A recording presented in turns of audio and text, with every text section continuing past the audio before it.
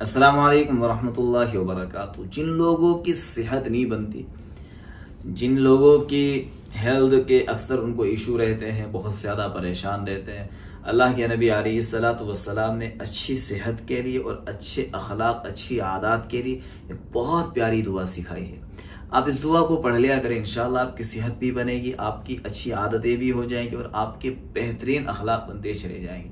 دعا آپ اسکرین پر دوستوں دیکھ سکتے ہیں۔ اللہم انی اسألک الصحت والعفت والامانت وحسن الخلق والرضا بالقدر۔ اے اللہ، میں تجھ سے مانگتا ہوں صحت اور تندرستی، عفت اور پاک دامنی، امانت کی صفت، اچھے اخلاق اور راضی بتقدیر رہنا۔ دعا بہت چھوٹی سی ہے لیکن کتنا زیادہ اس کے اندر اللہ کے نبی علیہ الصلاۃ والسلام کا علم چھلک رہا ہے۔ سمندر کو کوزے میں آپ نے ڈال دیا بھائی، اس کے اندر اچھے اخلاق بھی ہے، اچھی عادات ہے، اور اس کے اندر اپنی تقدیر پر راضی رہنا ہے، امانت میں یعنی امانت کو ادا کرنے والا، اور اچھی صحت، تندرستی، ساری چیزیں یعنی اس کے اندر آ گئی۔ تو بہت پیاری دعا ہے دوستو، اس دعا کو پڑھا کرے، نماز کے بعد پڑھا کرے، انشاءاللہ صحت بھی بنے گی، عادتیں بھی اچھی ہو جائیں گی، اور نماز وغیرہ میں دل بھی لگنے لگ جائے گا۔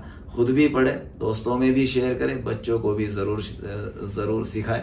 اللہ تعالیٰ عمل کرنے والا بنے۔